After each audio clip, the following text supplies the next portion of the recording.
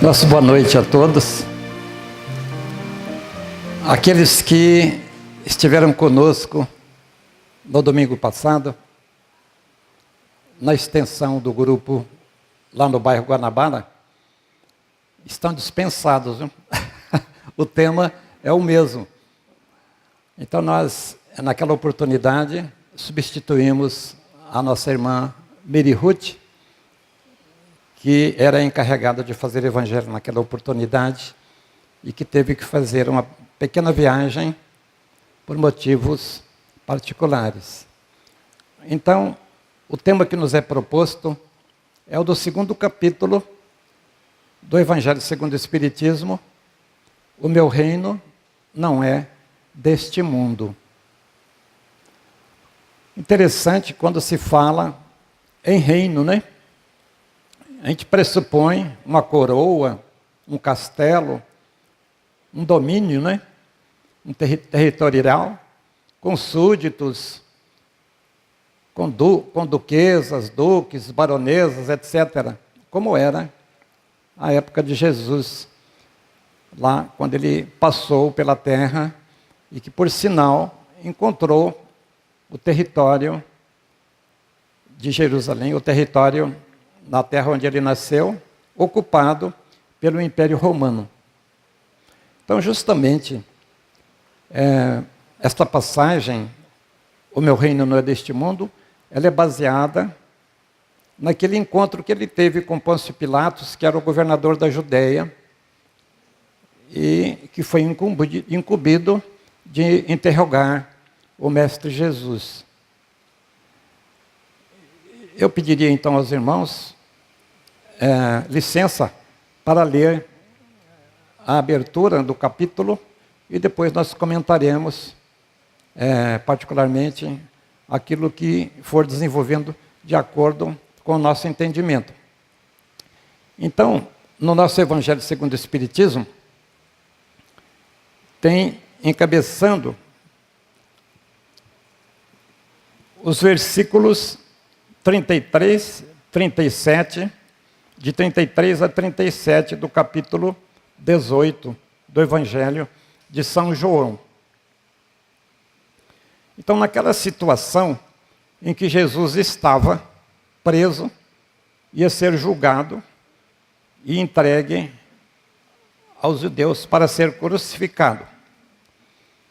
Tornou a entrar Pilatos no palácio e chamou a Jesus e disse: Tu és o rei dos judeus?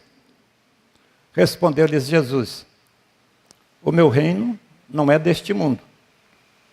Se o meu reino fosse deste mundo, certo que os meus ministros haveriam de pelejar para que eu não fosse entregue aos judeus. Mas por agora, o meu reino não é daqui. Aqui cabe uma pequena observação. Por agora. Disse então Pilatos: Logo, tu és rei? Respondeu Jesus: Tu o dizes. Eu sou rei. Eu não nasci, nem vim a este mundo, senão para dar testemunho da verdade. Todo aquele que é da verdade, ouve a minha voz. O nosso Evangelho faz apenas a citação desses versículos, do 33 a 37. Esse diálogo prossegue, embora não esteja inserido aqui no nosso Evangelho segundo o Espiritismo. O Pilatos teria perguntado a Jesus: o que é a verdade? E Jesus, naquela oportunidade, se cala. Ele não dá assim de mãos beijadas para Pilatos o grande significado de verdade que ele revelaria aos discípulos mais tarde. Eu sou a verdade. Esse eu sou a verdade, há alguns tradutores que dizem que o texto correto ele teria dito: eu sou a realidade. A verdade é um documento relativo com eficácia, com legitimidade para afirmar um acontecimento, para afirmar um relato, para confirmar, digamos assim, uma tese.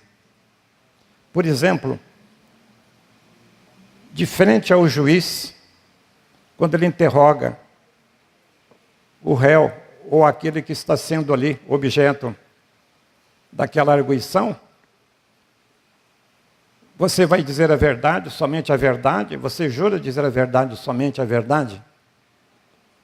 E até usam, muitas vezes, em alguns países, como nos Estados Unidos, eles usam a Bíblia para a pessoa colocar as mãos sobre aquele livro e jurar, como se estivesse dizendo assim: não pode haver perjuro, não pode haver mentira.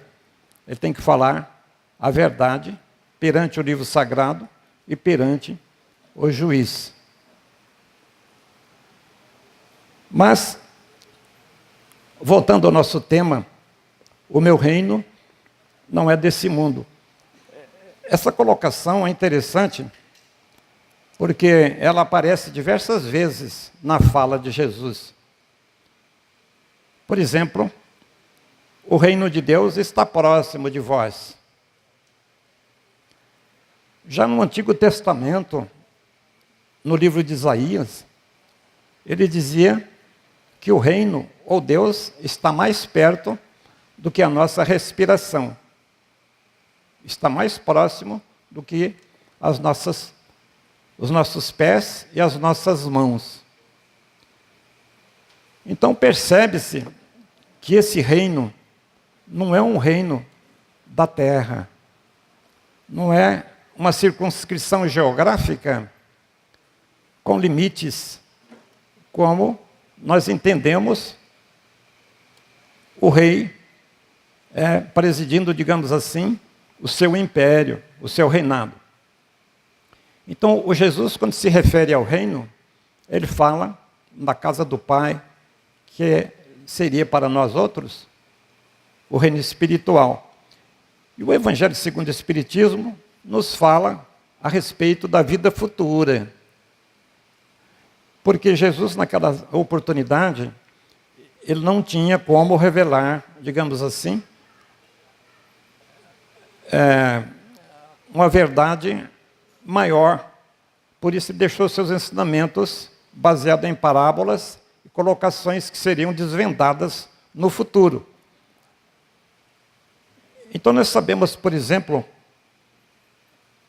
quem assistiu à primeira palestra, que começou no capítulo 1, eu não vim destruir a lei, então já pressupõe um conhecimento anterior de uma lei trazida por Moisés, que era aquela recebida no Monte Sinai, e que compõe, digamos assim, o início da Bíblia, que é o livro que tem a história do judaísmo e do cristianismo.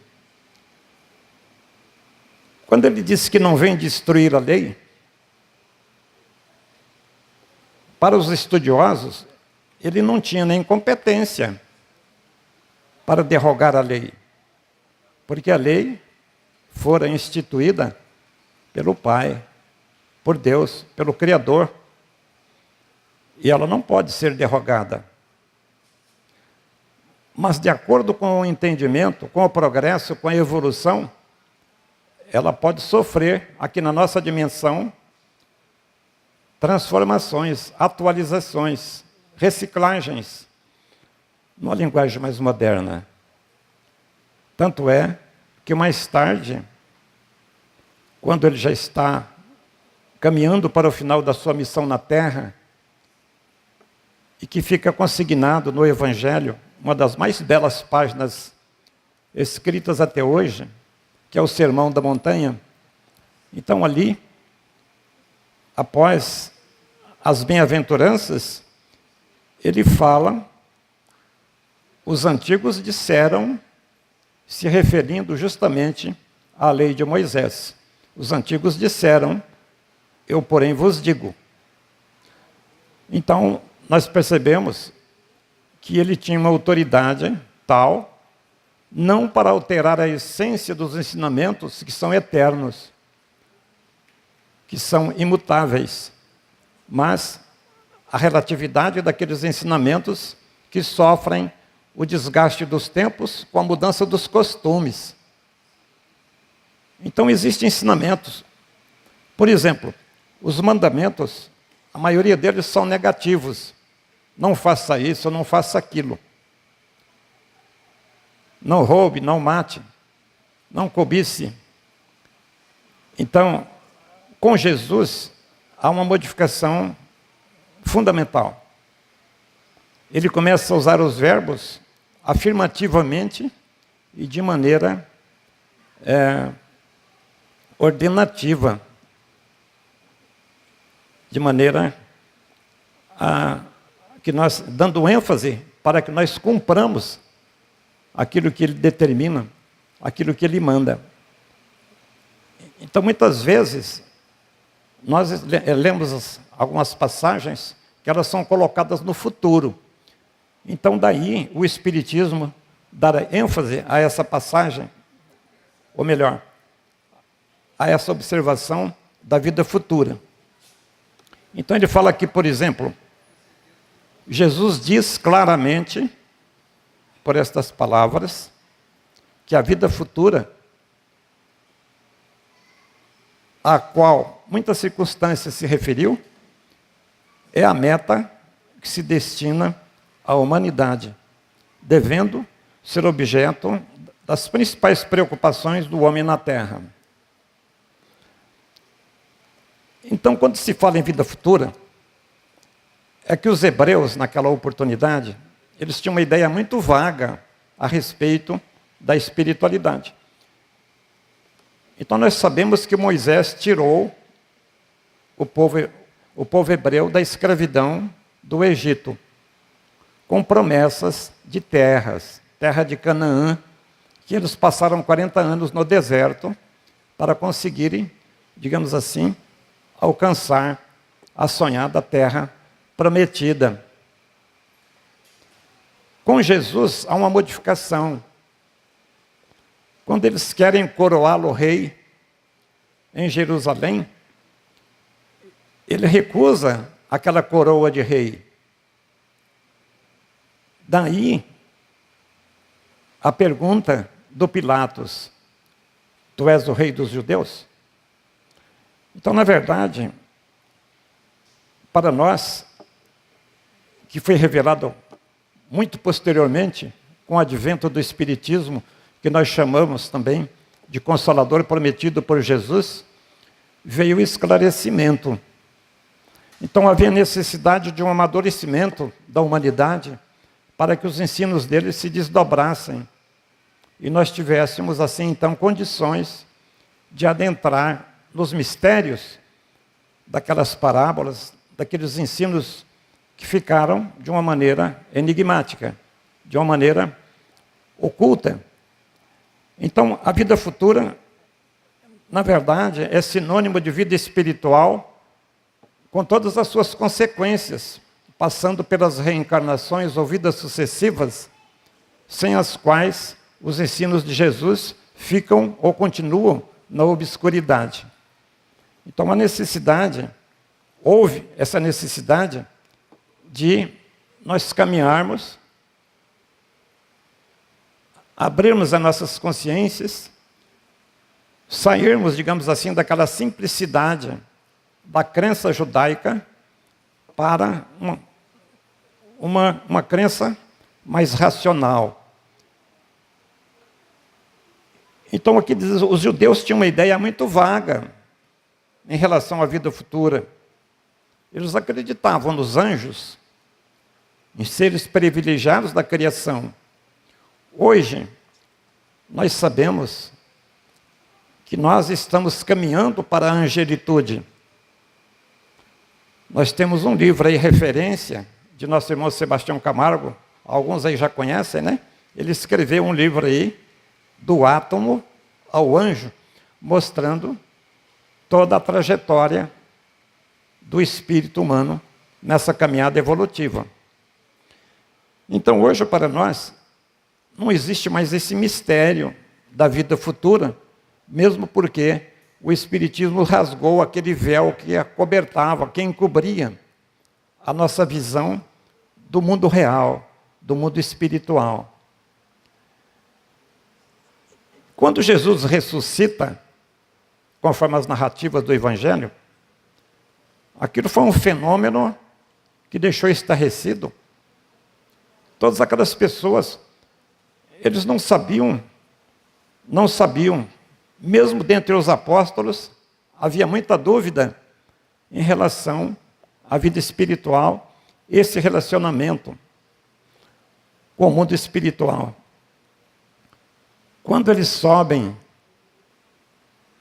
ao Monte Tabor, que Moisés e Elias aparecem e conversam com Jesus, eles têm medo, eles ficam amedrontados, porque os personagens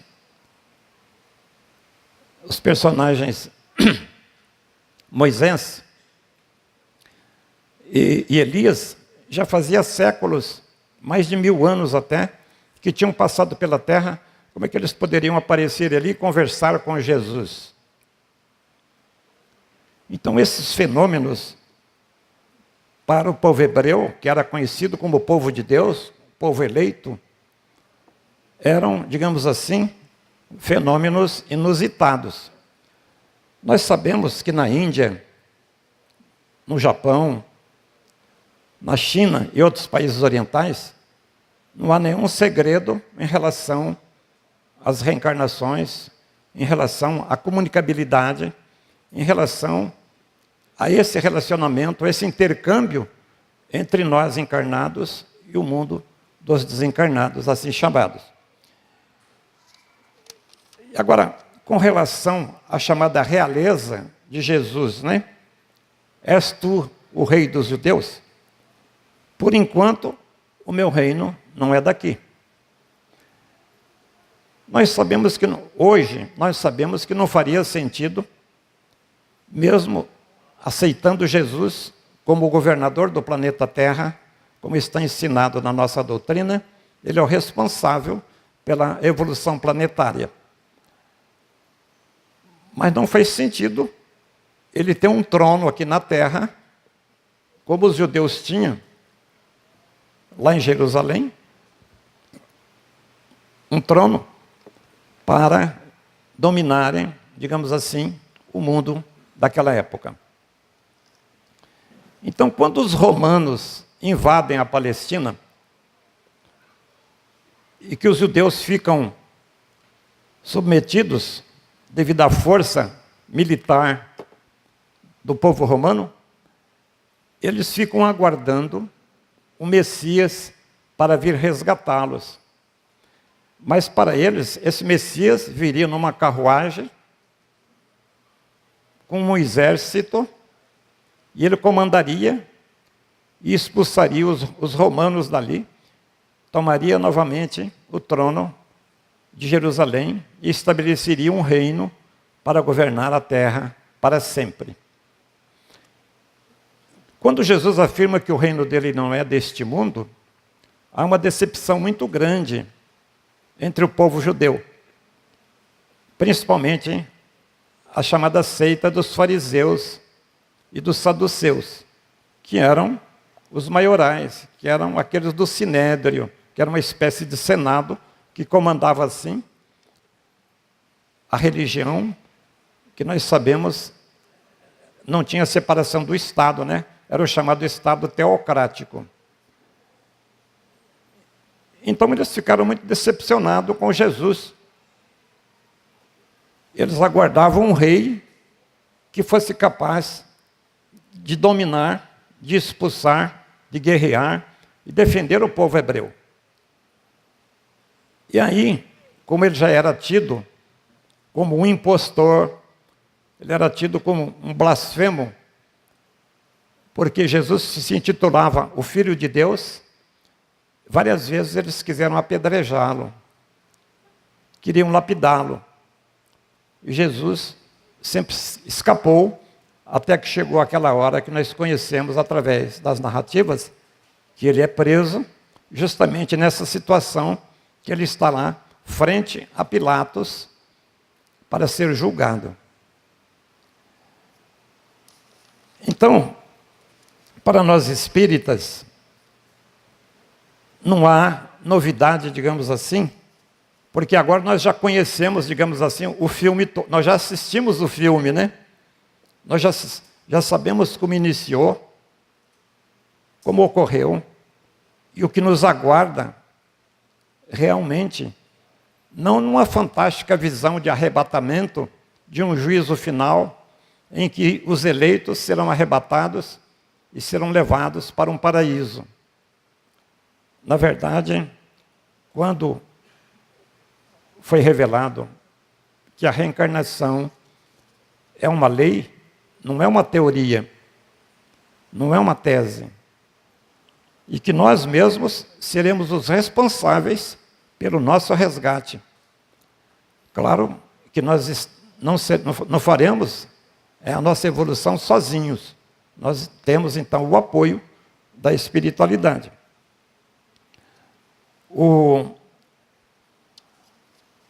Os romanos, então... Obrigado.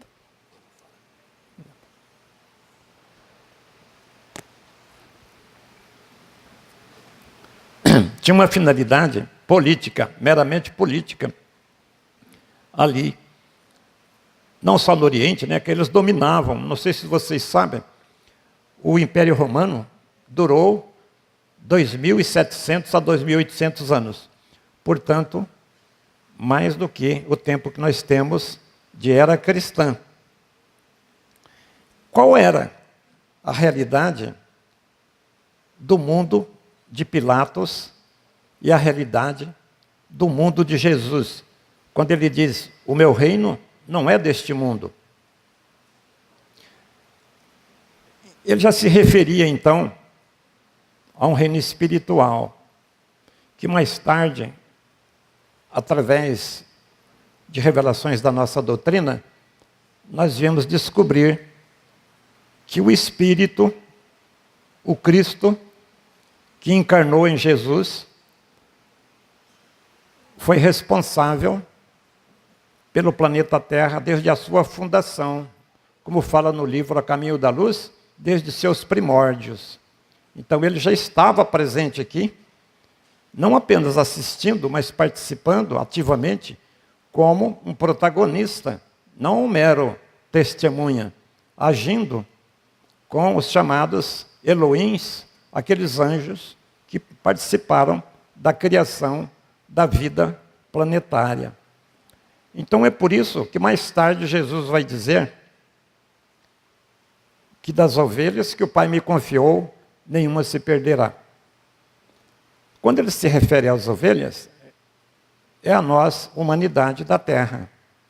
Então nós estamos em muito boas mãos. Nós estamos nas mãos do Mestre Jesus há milênios. E nós temos certeza que ele não vai fracassar nessa missão. Embora ele tenha dito que o reino dele não é deste mundo, o reino terreno não se limita a uma circunscrição geográfica. É ali, é acolá, é em Jerusalém, é no Brasil, é nos Estados Unidos. O reino dele é espiritual. E ele governa com os seus prepostos, que poderemos ser nós quando nós atingimos um grau evolutivo maior. Então, quando ele fala assim, o reino está próximo, na verdade ele está se referindo a esse reino espiritual, que o Isaías já tinha falado, que está mais próximo do que a respiração.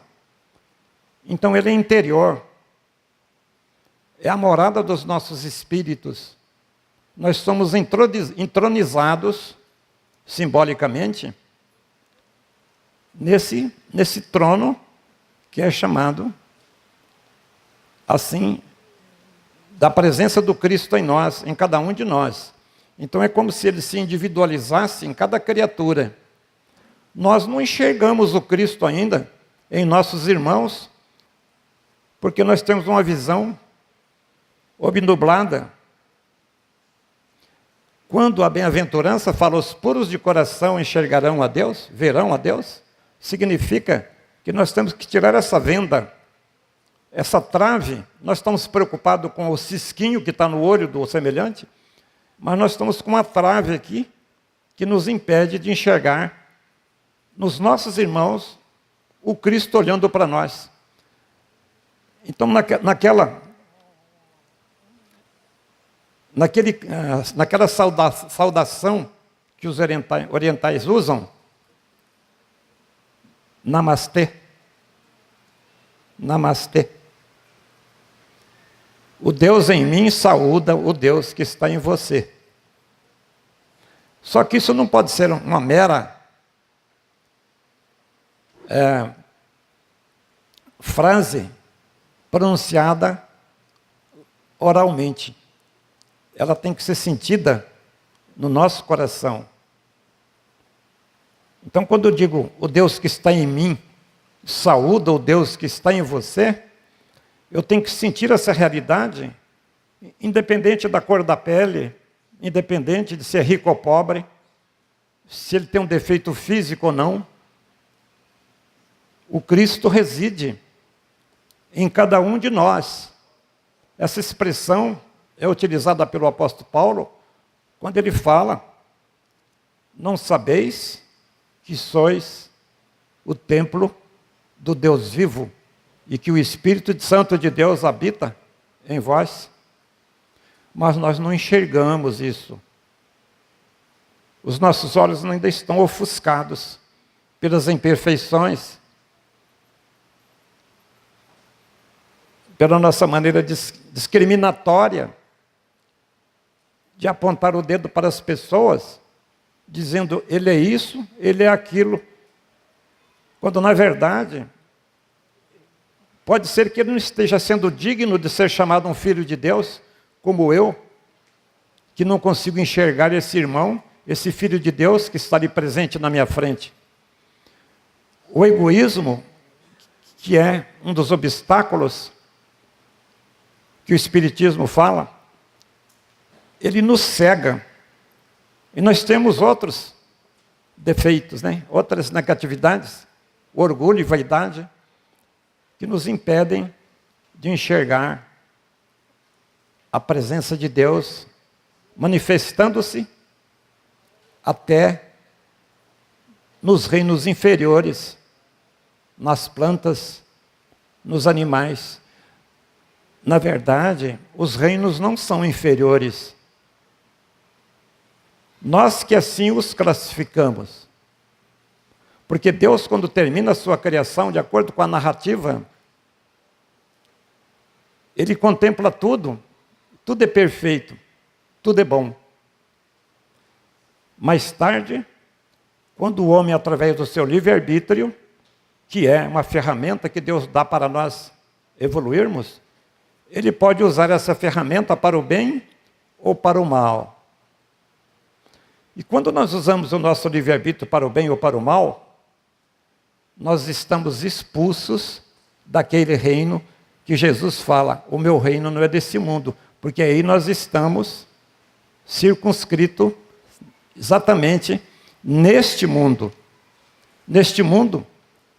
que enxerga apenas ou sente através dos 5 sentidos, que são chamados também as nossas janelas da alma.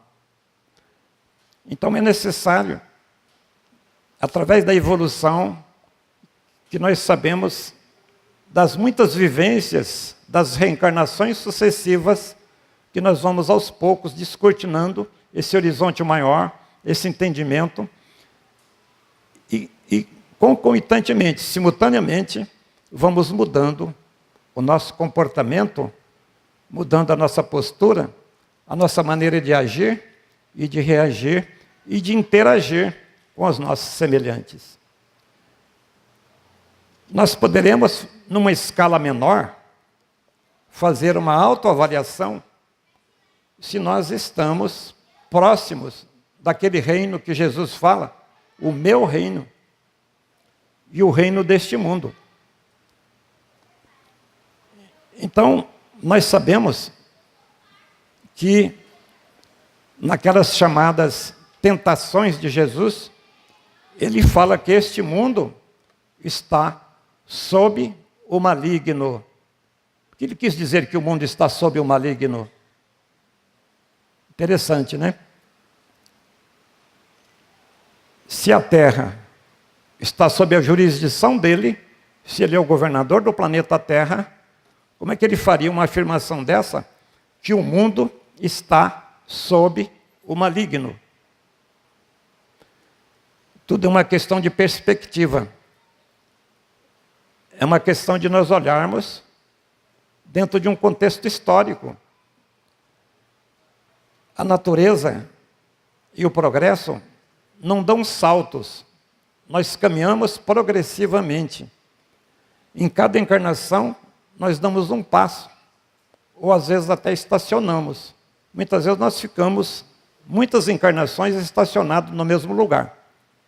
Aí a necessidade do sofrimento, da dor, da coerção, para que nós consigamos sair da nossa letargia, sair desse marasmo e descontinuar um horizonte maior, como na parábola do filho pródigo.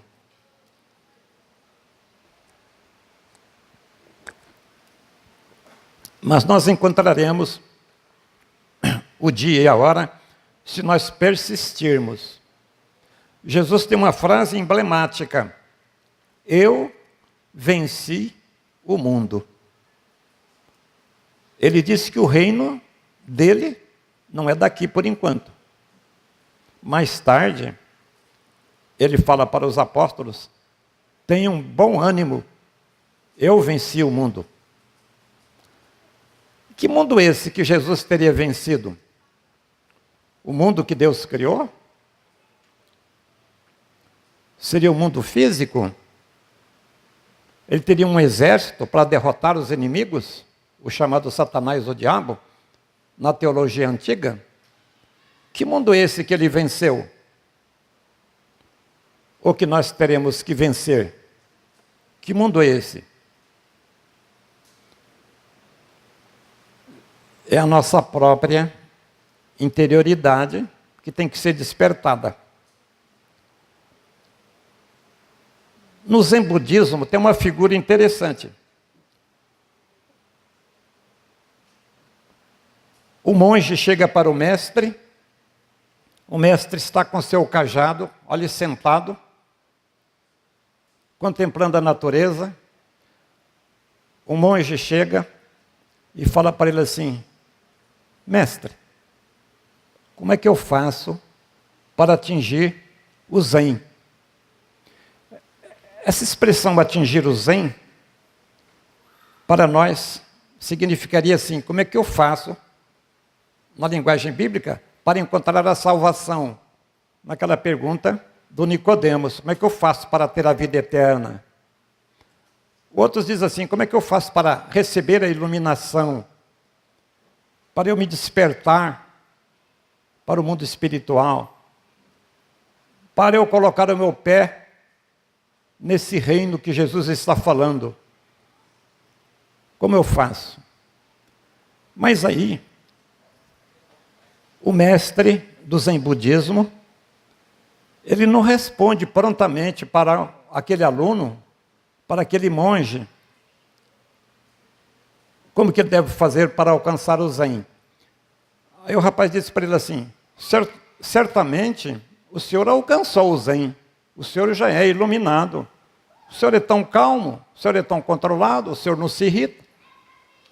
Eu faço de tudo, eu domino a fome, eu domino o frio, eu domino o apetite sexual, mas não alcancei o Zen. Como é que eu faço para alcançar o Zen? Aí o mestre pega aquele cajado, que é um bastão, né? E ergue. O que é isto? Ele não respondeu a pergunta do monge.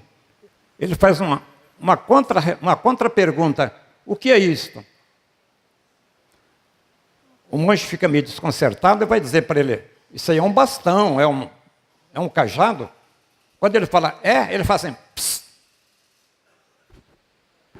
Aí ele pega o cajado e quebra. E joga no chão. E agora? O que é isso? Bom, nós que temos um raciocínio ocidental, achamos isso assim uma coisa absurda, né? É como se fosse aquela figura que Jesus fala assim, pediram o pão, deram-lhe uma serpente ou uma pedra. Mas não é nada disso. É que cada um de nós tem que encontrar o seu próprio caminho, a sua resposta. Claro que nós temos o Evangelho, que dita as normas, as diretrizes, como efetuar a nossa evolução espiritual. Muito bem. É que na linguagem do budismo, eles dizem o seguinte, nada do que você toca, cheira, degusta, vê ou ouve, nada disso é real. Tudo isso é passageiro. Existe um livro da Joana de Ângeles, do nosso querido irmão Divaldo, chamado Impermanência. Ele trata desse assunto de uma maneira magistral. Impermanência. Então, nada é, apenas está. O que significa isso? Nós brigamos por tantas coisas que amanhã não estarão mais aqui. Não tem permanência, não é real. Aquele bastão, há 1 minuto antes, ele era um bastão, agora são 2 pedaços de pau quebrado. Se você colocar fogo nele, é um monte de cinza. Se você assoprar com um fole, essa cinza some. Mas nenhum átomo se perdeu. Tudo volta para o laboratório da natureza. Então vejam, o espírito, o fluido cósmico universal que molda todo esse universo, tem realidade, é o reino que Jesus se refere, eterno, que numa concepção bíblica, eles chamam de casa eterna, feita não por mãos humanas. Então tudo que está aqui é passageiro. Nós não precisamos ficar brigando, não precisamos ter razão. Tem uma pergunta interessante deles. Você quer ter razão sempre? Ou quer ser feliz? Qual que você prefere? Eu tenho razão. Se você duvidar, eu vou lá no cartório, eu reconheço firma, eu provo para você, eu vou no juiz, te levo nas barras do tribunal e mostro para você quem é que está com a razão. Muito bem, ele ganhou a questão, mas ficou infeliz, né? Às vezes até uma inimizade ou uma separação. É aquela questão, né? Dos 2 cachorros brigando por causa do osso. Então, meus irmãos, o reino que não é deste mundo é o reino espiritual. O reino que Jesus se refere é o dos filhos de Deus. Então, nós que somos de uma doutrina reencarnacionista e evolutiva, nós sabemos que precisamos conquistar esse reino, só que essa conquista, ela é baseada com a receita da chamada caridade, do amor ao próximo. E temos aquelas ferramentas da paciência, da tolerância. Nós temos uma receita muito bonita que está no nosso Evangelho, chamado o homem de bem. Se nós conseguirmos entender, eu não vou relê-la aqui, porque todo mundo conhece já, né? O homem de bem. E a mulher de bem, claro, né? O homem, no sentido humano. Então, quando nós tivermos dominado as nossas tendências inferiores, ou buscado, ou pelo menos nos esforçado para ser melhores hoje do que ontem, quando nós fizemos todos os esforços para dominar as nossas tendências inferiores. Porque essa questão de amar ao próximo, ela parece fácil. Não existe uma maneira de nós cumprirmos o primeiro mandamento para alcançar esse reino que Jesus fala. Amar a Deus sobre todas as coisas e ao próximo como a nós mesmos. Mas Jesus dá uma condição. Como eu vos amei. Aí a questão fica difícil, muito difícil. Amar como Ele nos amou. Abrir mão do ego, do meu, não toque nisso. Isso aí me pertence, né? Isso não é da tua conta. Quando nós estivermos colocando muro de separação através de atos que representam a nossa reação egóica ou do eu, que ainda está no comando, não seremos felizes. Então, na verdade, a proposta para que nós alcancemos o reino, esse reino,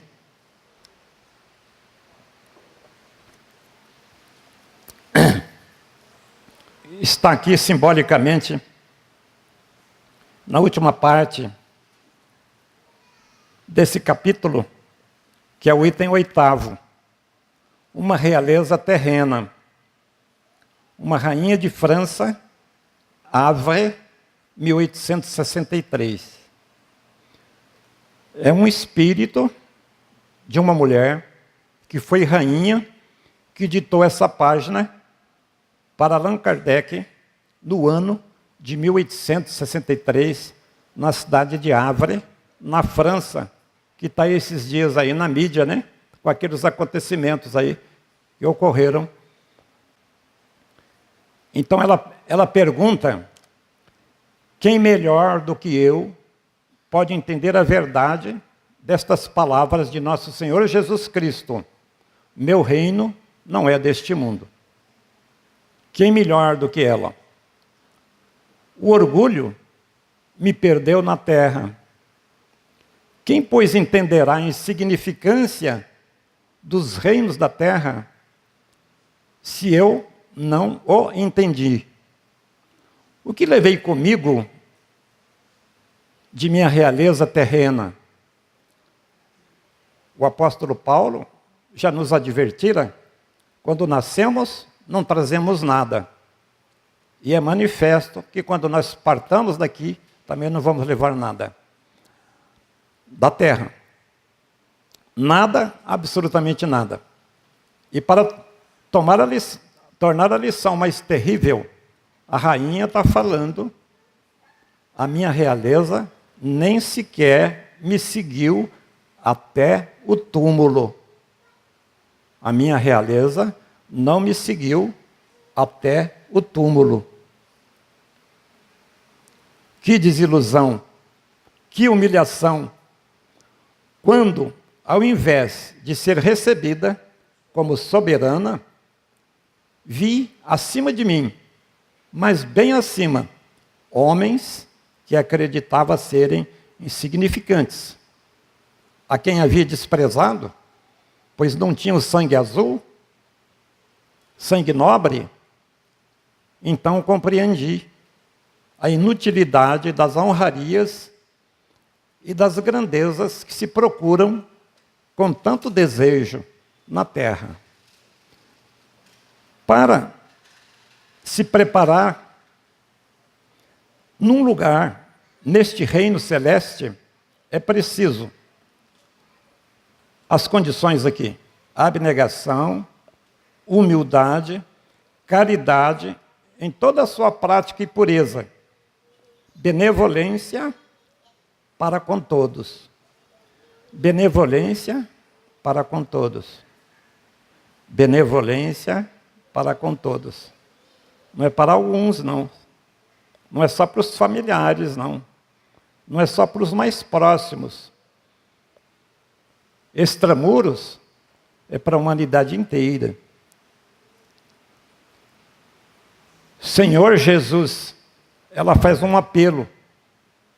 Disseste que o teu reino não é deste mundo, pois é preciso para alcançar o céu, e pelos degraus do trono não nos aproximamos dele.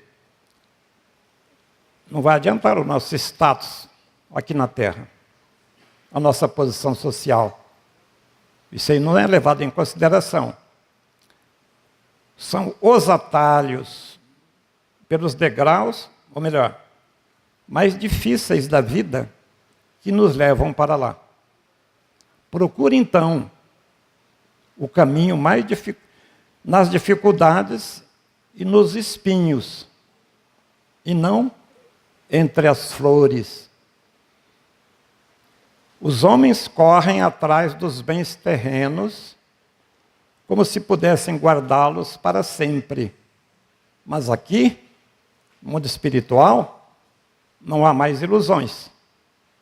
Logo, percebemos que apenas nos apoderamos de uma sombra e que desprezamos os únicos bens sólidos e duráveis, os únicos que nos seriam úteis na morada celeste, que é onde Jesus reina, e os únicos que poderiam dar acesso a essa morada.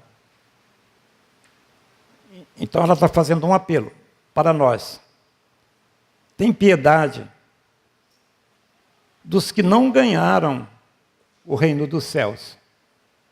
Ajuda-os com as tuas preces. Puxa vida, uma prece não custa nada, né? Nós não precisamos pôr a mão no bolso para orar.